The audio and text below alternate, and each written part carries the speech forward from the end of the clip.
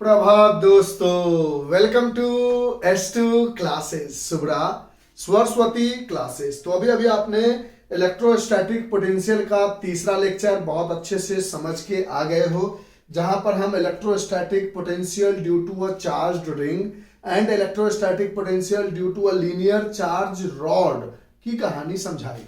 आज हम fourth lecture लेकर आए हैं, इलेक्ट्रोस्टैटिक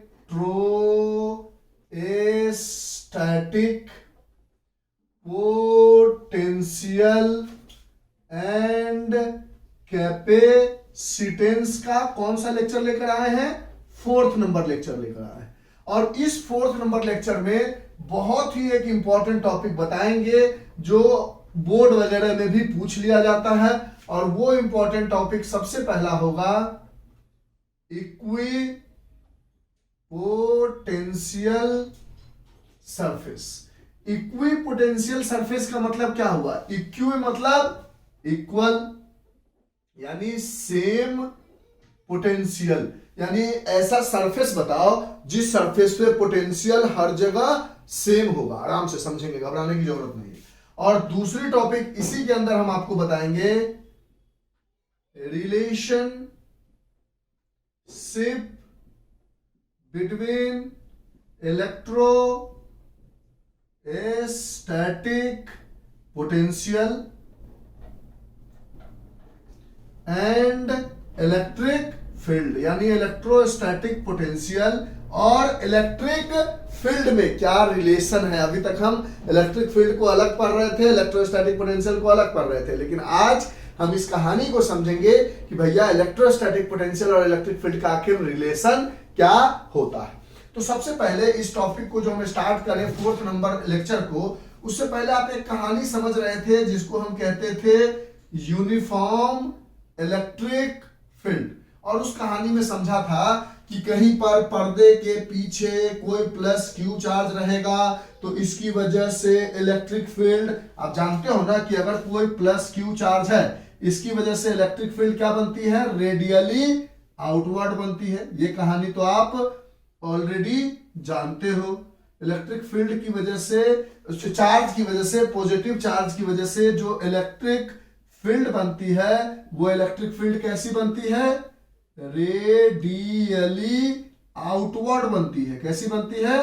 रेडियली आउटवर्ड बनती है। और इलेक्ट्रिक फील्ड की फार्मूला को हमने पढ़ा था तो देखा था के क्यू अपॉन आर स्क्वायर होता है, यानी चार्ज से जितनी ज्यादा दूर पे जाओगे इलेक्ट्रिक फील्ड घटता जाएगा। अगर इस जगह पे इलेक्ट्रिक फील्ड की ताकत 3 न्यूटन पर कूलम है तो हो सकता है इस जगह पे इलेक्ट्रिक फील्ड की ताकत 2 न्यूटन पर कूलम हो जाए, यानी डिस्टेंस के अकॉर्डिंग चार्ज से जितनी दूरी पे जाएंगे, क्योंकि देखो डिस्टेंस जैसे जैसे बढ़ता जाएगा उसके स्क्वायर के टर्म में उसका इलेक्ट्रिक फील्ड की इंटेंसिटी घटती जाएगी। तो आपने देखा था कि पॉजिटिव चार्ज से रेडियली आउटवर्ड होता है, और अगर कोई निगेटिव चार्ज आपको दे दिया जाए, कौन सा चार्ज दे दिया जाए?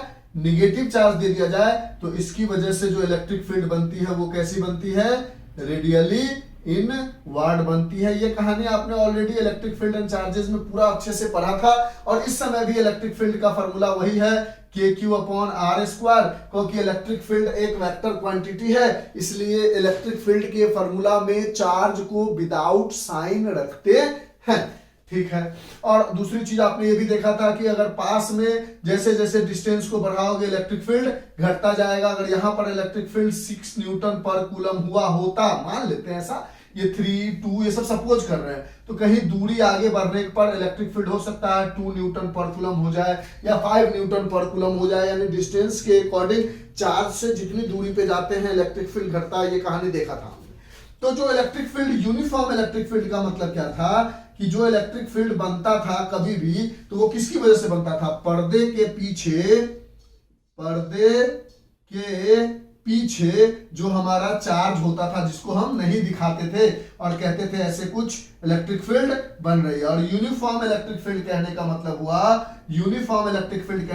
हुआ कि electric field are parallel to one another as well as the distance between two electric field is always same, यानी अगर ये 2 मीटर है तो ये भी 2 मीटर होगा और ये भी 2 मीटर होगा, यानी यूनिफॉर्म इलेक्ट्रिक फील्ड का मतलब हुआ पैरेलल एंड इक्वी डिस्टेंट, यानी इक्वल दूरी पर एक दूसरे इलेक्ट्रिक फील्ड हो और आपस में पैरेलल हो। अगर ये पॉजिटिव चार्ज है तो इलेक्ट्रिक फील्ड रेडियली आउटवर्ड बनेगा, और अगर पर्दे के पीछे कहीं पर कोई निगेटिव चार्ज है तो इलेक्ट्रिक फील्ड रेडियली इनवर्ड बनेगा, ये भी यूनिफॉर्म बनेगा। नॉन यूनिफॉर्म की कहानी हमें नहीं पढ़नी, तो ये हमने ऑलरेडी आपको बता दिया है, क्योंकि एनसीईआरटी में नॉन यूनिफॉर्म इलेक्ट्रिक फील्ड की कहानी नहीं पढ़ते। तो अगर ये दोनों बातें आपको समझ में आई, या ये समझ में आई, या ये समझ में आई, तो इसके अकॉर्डिंग हम इक्यू पोटेंशियल सरफेस को समझेंगे, और इसी के अकॉर्डिंग हम इलेक्ट्रोस्टैटिक पोटेंशियल और इलेक्ट्रिक फील्ड के बीच के रिलेशनशिप को जानेंगे। इसमें से जो भी बातें आपको लिखनी है पर्दे के पीछे से लिख लो। ठीक है, आप आराम से पढ़ाई करते रहो, घबराना बिल्कुल नहीं, क्योंकि जैसे ही एग्जाम नजदीक आता है, एक बात याद रखना, 90% बच्चे सिर्फ इस घबराहट की वजह से बचे हुए कुछ परसेंट बच्चों से, जैसे सपोज करो आपका प्रिपरेशन बहुत अच्छा है और आप बहुत अच्छे से प्रिपेयर हो और आपने टारगेट रखा था कि सपोज करो फरवरी तक हम बोर्ड का पूरा प्रिपरेशन कर लेंगे, जनवरी लास्ट तक। अब अचानक से आपको डेट आ गया, पहले सपोज कर लेते हैं जैसे जेई का डेट आ गया। अब ऐसे डेट आने में क्या होता है कि जो हमारी प्रिपरेशन थी ना, उससे घबराहट में उस प्रिपरेशन को भी हम खराब कर लेते हैं, और ये सबसे दुखद बात है। दुखद बात इस बात के लिए है कि भैया जो प्रिपेयर था उससे अब आगे बढ़ेंगे ना। अगर हमारे लिए एग्जाम नजदीक आ गया है तो बचे खुचे जो बच्चे हैं उनके लिए भी तो यही परेशानी है, और आप डर के जो 10% से आगे थे उससे पीछे हो गए, क्योंकि वो 10% बच्चा सोचने लगा एग्जाम नजदीक आया है तो पढ़ाई को और फास्ट करना, और आप डर गए एग्जाम नजदीक आया है, कोरोना आ गया, क्या पढ़े सर, नहीं पढ़े सर। इस चक्कर में आप जो आगे चल रहे थे वो आप डर की वजह से पीछे आते जा रहे हो। तो डरना नहीं है, करते जाना, जो हमारे हाथ में है हम वही कर सकते हैं ना। डेट आपके हाथ में है नहीं, एग्जाम में क्वेश्चन क्या आएगा वो आपके हाथ में है नहीं, आपके हाथ में सिर्फ मेहनत है, और टाइम भी आपके हाथ में नहीं है। टाइम अपने हिसाब से ही चलेगा, 24 घंटे का ही दिन रात मिला के होगा, 12 घंटे का ही दिन होगा और 12 घंटे की रातें होगी। तो आप सोचोगे नहीं सर ऐसा कैसे, सबके लिए वही टाइम है। तो आप प्रिपरेशन करो और अनधीर्ज मत हो, मतलब दिल में घबराहट पैदा मत करो, आराम आराम से करते चलो, धीरे धीरे जितना आपसे कैपेबिलिटी है उतनी प्रिपरेशन करो। अपने तरफ से आप ऑनेस्टी पर ध्यान दो, ऑटोमेटिकली जो ऊपर बैठा गॉड है ना, वो ऑनेस्ट पर्सन को हमेशा देखता है। आप अपनी ऑनेस्टी करो, ऊपर वाला आपके ऊपर ऑनेस्टी करेगा, इसलिए घबराने की जरूरत नहीं है। अब हम बात करते हैं इक्विपोटेंशियल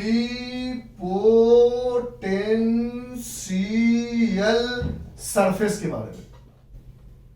अब इसकी कहानी तो समझ गया हो। एक ऐसा सरफेस, पोटेंशियल के बारे में क्या पढ़ा था कि मान लो ये पॉइंट एक ए है, ये पॉइंट एक बी है, यहां से अगर किसी चार्ज को उठाकर यहां लाने में हमें वर्क एक्सटर्नल करना पड़ रहा था। मान लो यहां पर कोई चार्ज Q0 रखा हुआ था, तो वर्क एक्सटर्नल में हम इसलिए करते थे, यहां पर हम external work is done in such a way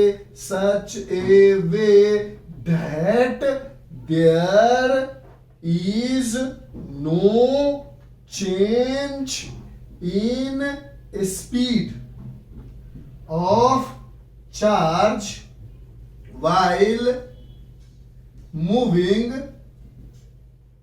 from point B to A, यानी change in kinetic energy is 0। इस बात का हमें ध्यान करना पड़ता था, इसलिए हम एक्सटर्नल वर्क करते थे। फिर हम बोलते थे कि change in potential from taking a charge at a point B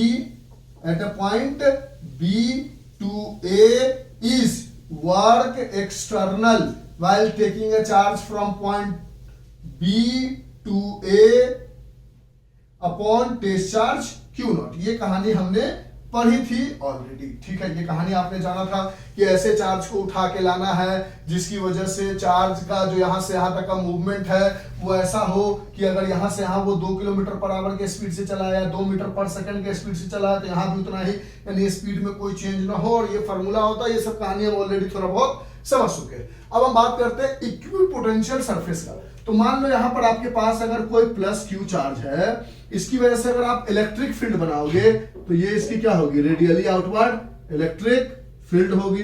radially outward electric field होगी, रेडियली आउटवर्ड इलेक्ट्रिक फील्ड होगी, रेडियली आउटवर्ड इलेक्ट्रिक फील्ड होगी। ये तो आप कहानी जानते हो, आराम आराम से समझो, देखो धीरे धीरे प्रॉब्लम नहीं होगा। Relationship between electrostatic potential and capacitance भी समझाते चले जाएंगे, उसमें भी कोई दिक्कत नहीं होगा। अब कहता है कोई भी एक पॉइंट पकड़ लो हर जगह सेम, और वहां पर एक कोई आप सर्कल बना दो।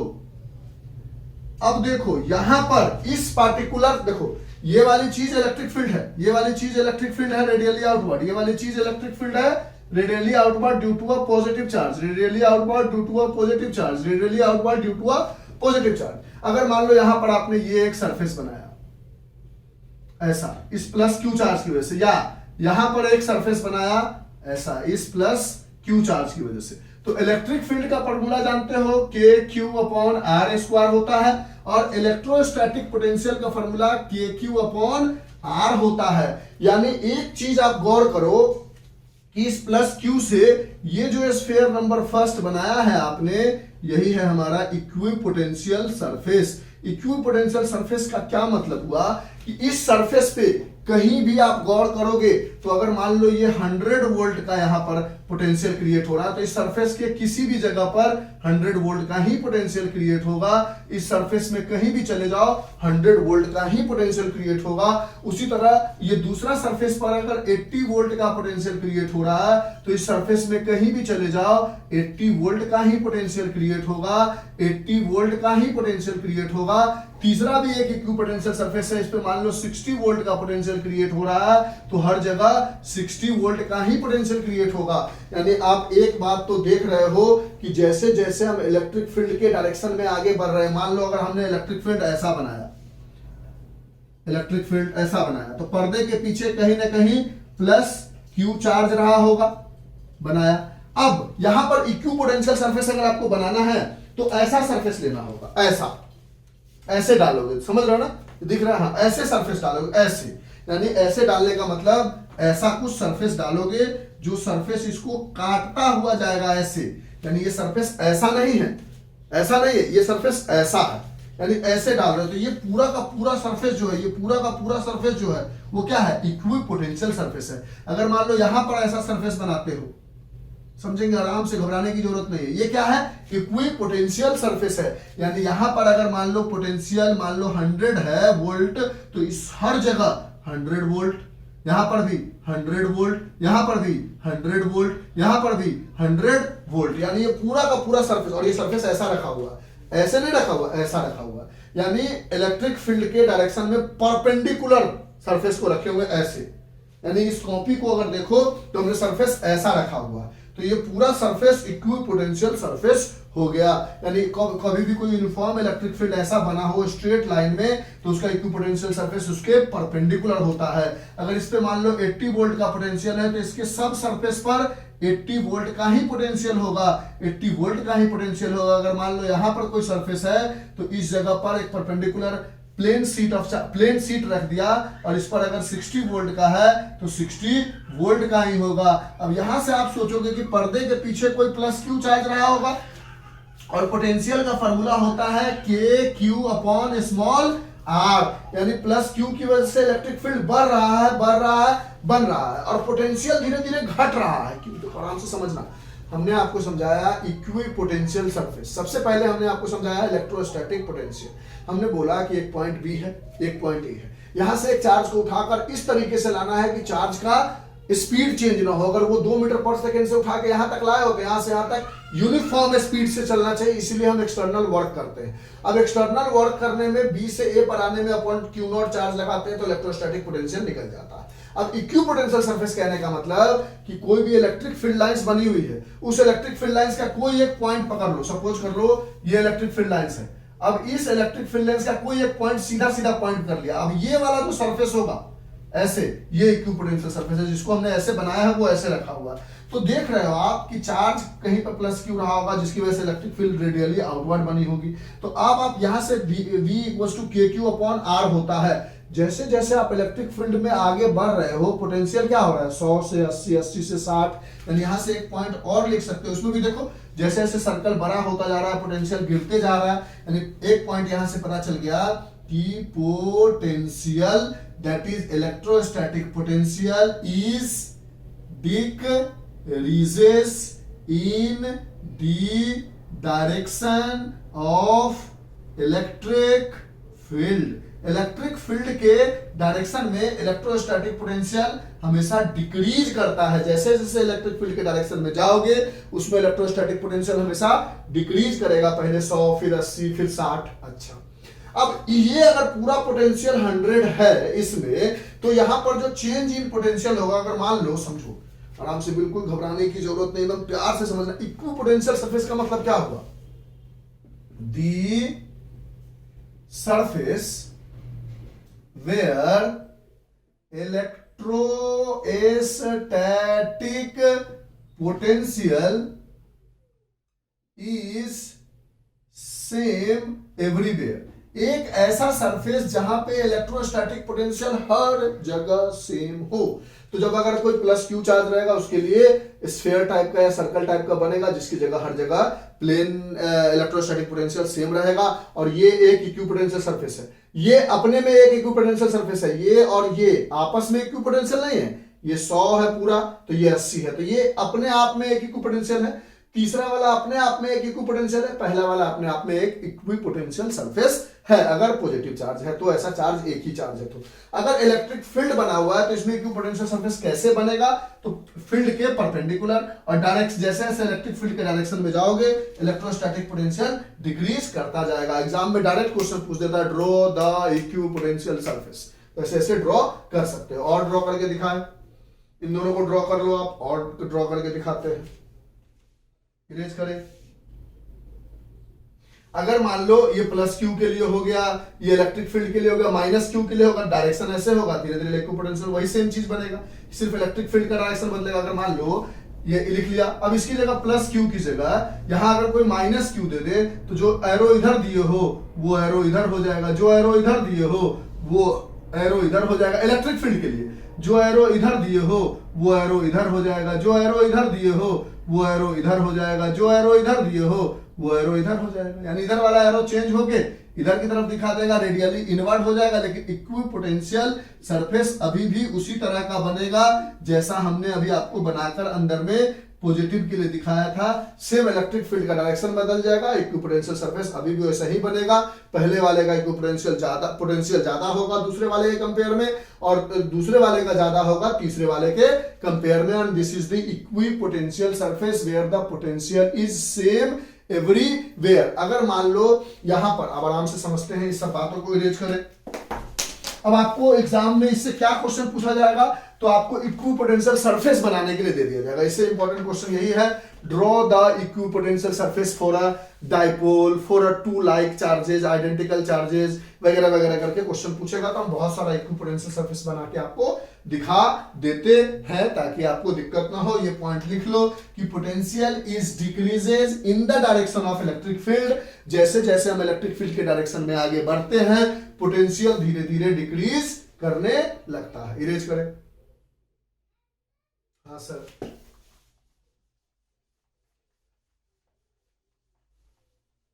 अब आप यहां से इक्विपोटेंशियल सरफेस की कहानी समझ गए क्या होता है। Where the potential is same everywhere, एक ऐसा सरफेस जहां पे पोटेंशियल हर जगह सेम हो। अगर एक प्लस क्यू चार्ज, इसमें क्वेश्चन क्या पूछेगा? तो बोर्ड में यही पूछेगा, ड्रॉ दी इक्विपोटेंशियल सरफेस। तो हम बहुत सारा इक्विपोटेंशियल सरफेस बना के आपको कहानी को समझा देते हैं ताकि उसमें से अगर कुछ भी पूछ लिया जाए तो आपको ड्रॉ करना है, डायरेक्ट ड्रॉ करने पूछ दिया जाएगा डायरेक्ट। उसके अलावा और कोई क्वेश्चन इससे पूछा ही नहीं जाता है, जैसा हमने देखा और समझा है बोर्ड को उसके अकॉर्डिंग। ठीक है सर, चलो तो बना के दिखा दो।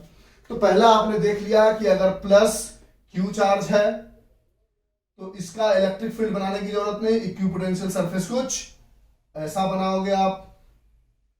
ठीक है, चारों तरफ से बराबर करके सर्कल बनाओगे। ये प्लस क्यू चार्ज के लिए क्या हो गया? अगर ये 100 वोल्ट का है तो हर जगह 100 वोल्ट है।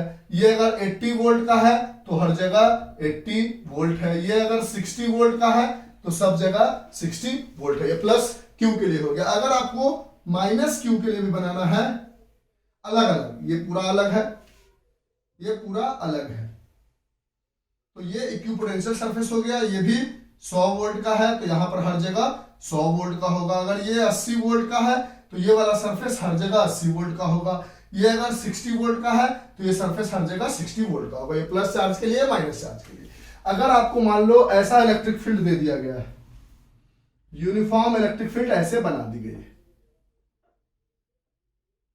और इसका क्या है, इक्विपोटेंशियल सरफेस बनाओ, तो इसका इक्विपोटेंशियल सरफेस एक परपेंडिकुलर प्लेन शीट बनाओगे जो इसके परपेंडिकुलर जाती हो, ऐसे ना हो ऐसे रखी जा रही हो, ये इक्विपोटेंशियल सरफेस है। ये इक्विपोटेंशियल सरफेस है, ये इक्विपोटेंशियल सरफेस है perpendicular to the electric field, यानी equipotential surface is equipotential surface is perpendicular to the electric field। Electric field के मार्कर चेंज कर लेते हैं। परपेंडिकुलर एक प्लेन शीट है इक्विपोटेंशियल सरफेस। अब देखो तो आपने पढ़ा है डेल्टा वी बराबर वर्क एक्सटर्नल, मान लो बी से ए आ रहे थे अभी, बी से ए अपॉन ट्रेस चार्ज क्यू नॉट। अगर मान लो पॉइंट ए यहां है और पॉइंट बी यहां है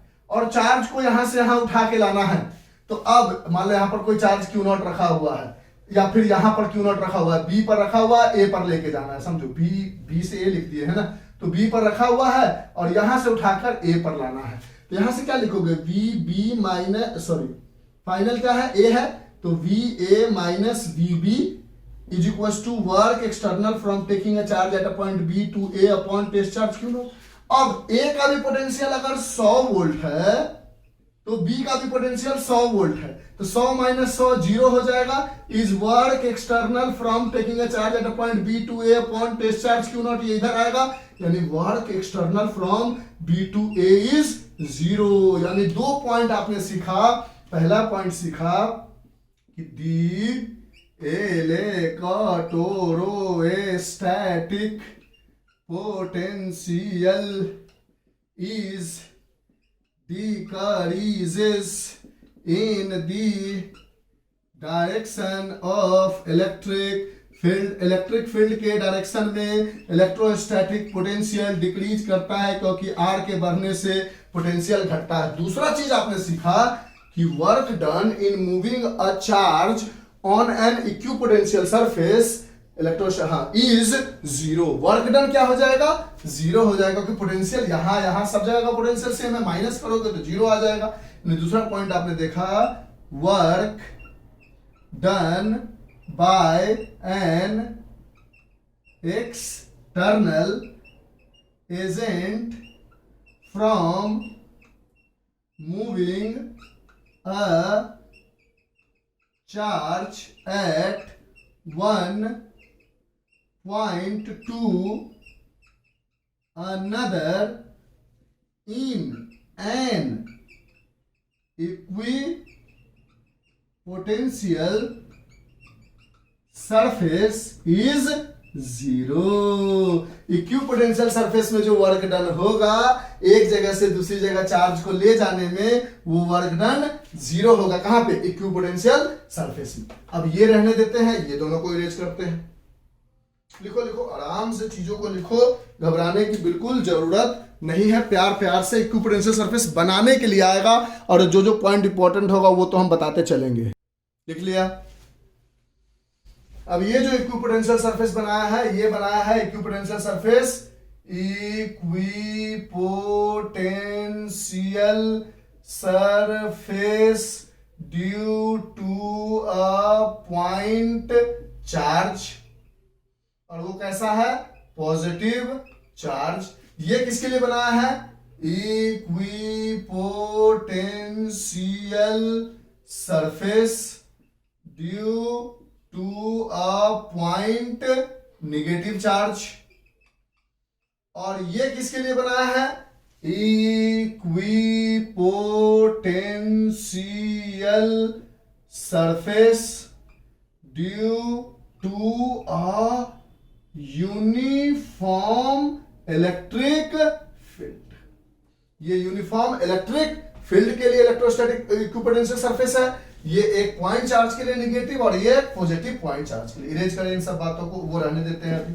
अब आपको इसमें जो बुक में दिया गया है वही दो क्वेश्चन आपको बोर्ड में भी पूछा जाएगा। एक इक्विपोटेंशियल सरफेस आपको बनाना है ड्यू टू अ डाइपोल, और एक इक्विपोटेंशियल सरफेस आपको बनाना है ड्यू टू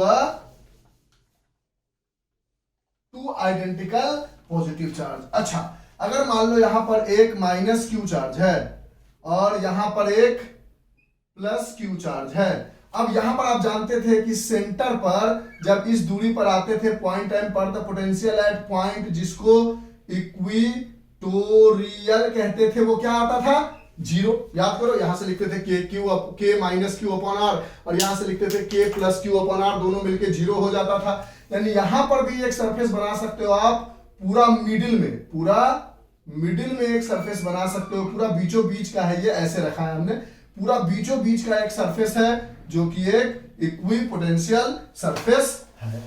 अब अगर आपसे कहा जाए, तो आराम से चीजों को लिखना है, घबराने की बिल्कुल जरूरत नहीं है, क्योंकि बहुत इंपॉर्टेंट टॉपिक होने वाला है। अगर आपसे कहा जाए कि ड्रॉ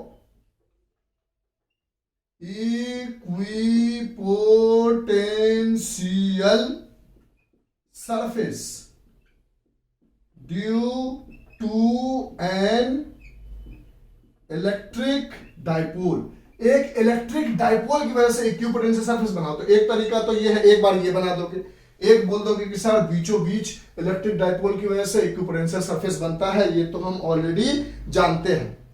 लेकिन अगर आपसे कह दे कि पूरा डाइपोल का कहानी बताओ, तो एक डायग्राम ये बनाओगे, ये माइनस क्यू, ये प्लस क्यू, दोनों चार्ज आपस में अट्रैक्ट करते हैं, तो इधर वाला सर्कल थोड़ा बड़ा, इधर थोड़ा छोटा, इधर से साइड मुंह थोड़ा बड़ा, इधर से मुंह थोड़ा छोटा। यानी समझो कैसे बनाना हम चाह रहे हैं, वो समझो। जो माइनस क्यू है, अब ऐसा सर्कल बनाओगे जो इधर कम टिल्ट कर रहा हो, इधर ज्यादा टिल्ट कर रहा हो। ऐसा सर्कल बनाओ जो इधर कम टिल्ट कर रहा हो, इधर ज्यादा टिल्ट कर रहा हो। ऐसा सर्कल बनाओ जो इधर कम टिल्ट कर रहा हो, इधर ज्यादा टिल्ट कर रहा हो। और प्लस क्यू के लिए, क्योंकि दोनों चार्ज आपस में क्या है, अट्रैक्ट कर रहे हैं। ऐसा बनाओ जो इधर की तरफ ज्यादा बढ़ रहा हो, निगेटिव पॉजिटिव नेगेटिव चार्ज है ना, देखो समझाते हैं, इधर की तरफ थोड़ा कम हो, इधर की तरफ थोड़ा ज्यादा झुकाव हो। ऐसा बनाओ कि इधर की तरफ थोड़ा ज्यादा हो, इधर की तरफ थोड़ा कम हो। ऐसा बनाओ कि इधर की तरफ थोड़ा ज्यादा हो, इधर की तरफ थोड़ा कम हो। ऐसा बनाओ कि समझो, आराम से हम समझा भी देंगे, घबराना मत, बिल्कुल नहीं। इक्विपोटेंशियल सरफेस आपको बनाने आना चाहिए। डायरेक्ट एग्जाम में 1-2 नंबर का क्वेश्चन पूछ लिया जाता है। एक हमारा बच्चा है डीएवी का, उसमें भी ये क्वेश्चन पूछ लिया गया है, इसीलिए हम आपको बता रहे हैं। ऐसा सर्कल बनाओ कि वो इधर की तरफ ज्यादा टिल्ट हो, इधर की तरफ थोड़ा कम टिल्ट हो। ये हो गया equipotential surface due to an electric dipole. यानी इधर की तरफ देखो ना, दोनों चार्ज आपस में खींच रहा होगा, तो इधर वाला सर्कल ऐसे नॉर्मल माइनस प्लस क्यू के बनाओगे, पूरा गोला बनाओगे। लेकिन जब माइनस और प्लस साथ में आ गया, तो इधर का गोलाई थोड़ा ज्यादा बढ़ गया और पीछे वाला गोलाई थोड़ा कम हो गया। देख रहे हो गोला कैसे बना रहा है, इधर की तरफ टिल्ट करके, यानी गोला थोड़ा ऐसे करके बन रहा है। यानी यहाँ पे माइनस क्यू है, तो इधर थोड़ा कम जगह ले रहा है, इधर थोड़ा ज्यादा जगह ले रहा है, जो equipotential surface due to an electric dipole हो गया। ऐसे ही बना के छोड़ देना, हो गया, कहानी खत्म। इससे आगे आपको कुछ करना ही नहीं है। ऐसा नहीं कि इसके आगे भी कोई कहानी समझनी, ना, हो गया इलेक्ट्रिक डाइपोल, कहानी खत्म। इतना बना दोगे आपको पूरा नंबर आ जाएगा। ठीक है, समझ गया बात को?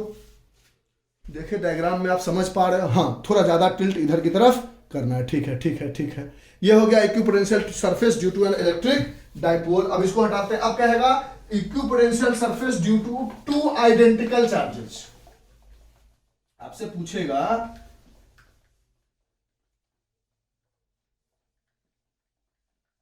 ये डायग्राम बनाने आ जाना चाहिए, बस दिमाग में घुस जाना चाहिए कैसे बनाया। अब बोलेगा इक्विपोटेंशियल सरफेस ड्यू टू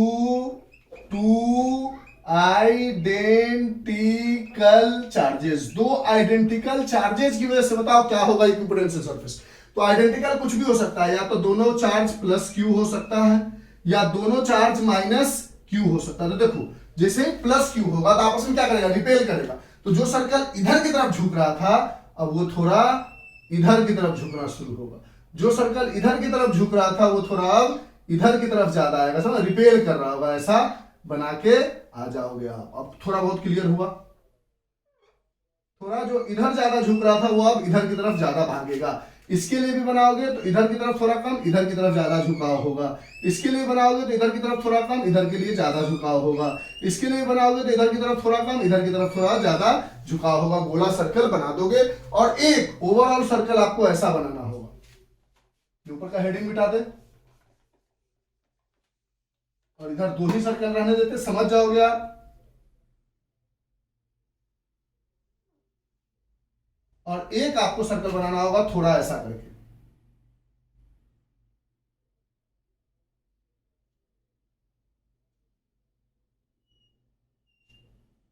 ये हो गया equipotential surface due to 2 identical charges. समझो ऐसे ही बनाना है आपको। इधर दोनों प्लस था या दोनों माइनस होगा तब भी चलेगा, दोनों प्लस था या दोनों माइनस होगा तब भी चलेगा।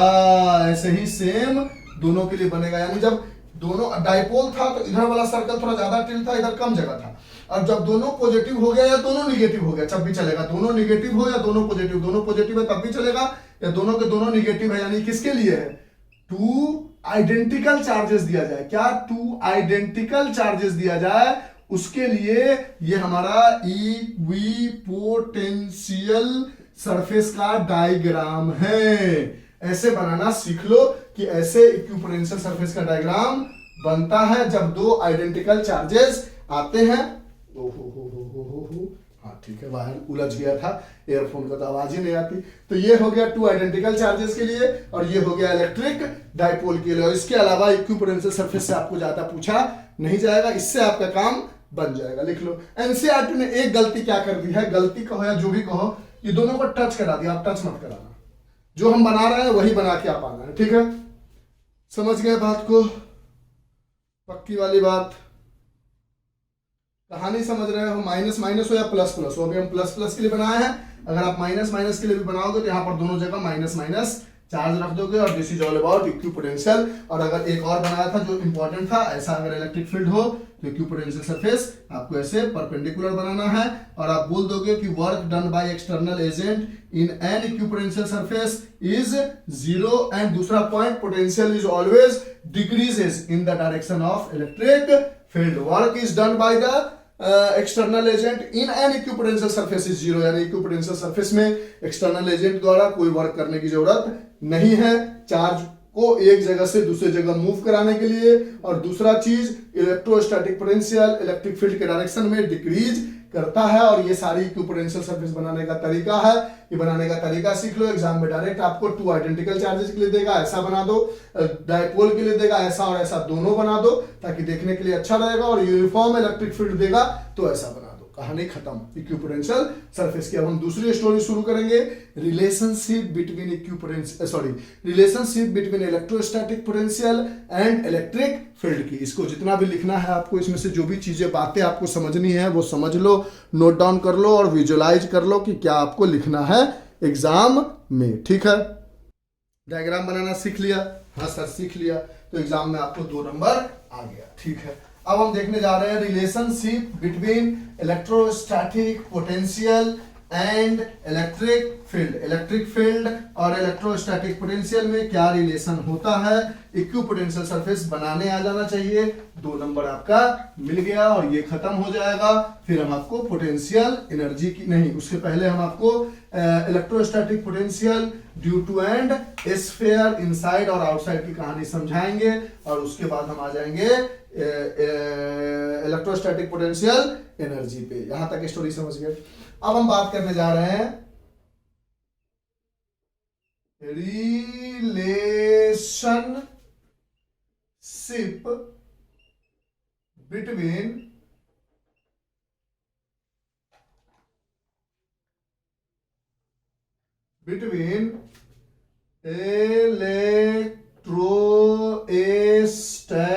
Electrostatic potential and electric field. Electric field और इलेक्ट्रोस्टैटिक पोटेंशियल में क्या रिलेशन होता है।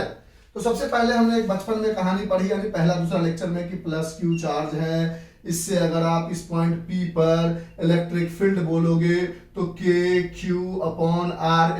होगा और इलेक्ट्रिक फील्ड की डायरेक्शन रेडियली आउटवर्ड होगा। और यहीं पर अगर कोई -Q चार्ज है, इससे R दूरी पर एट अ पॉइंट P बोलोगे तो इलेक्ट्रिक फील्ड का डायरेक्शन ये होगा और यहाँ पर इलेक्ट्रिक फील्ड KQ/R² ही होगा। यहाँ पर जो चार्ज रखते हैं वो कैसा रखते हैं, विदाउट साइन रखते हैं, साइन का इस्तेमाल नहीं करते हैं। लेकिन अगर इसी केस में इलेक्ट्रोस्टैटिक पोटेंशियल पूछे तो इसके लिए कोई डायरेक्शन नहीं होता है, क्योंकि इलेक्ट्रिक फील्ड जो है वो एक वेक्टर क्वांटिटी है। कैसी क्वांटिटी है, वेक्टर क्वांटिटी। और वेक्टर क्वांटिटी में हम डायरेक्शन बताते हैं, चार्ज का साइन नहीं डालते। और इलेक्ट्रोस्टैटिक पोटेंशियल कैसी क्वांटिटी है, स्केलर क्वांटिटी है। और स्केलर क्वांटिटी में हम क्या करते हैं, चार्ज के साइन को डालते हैं, डायरेक्शन नहीं बता पाते। तो ये KQ/R होता था और इस जगह देखोगे तो K-Q/R होता था। यहां तक की स्टोरी हमने समझा है।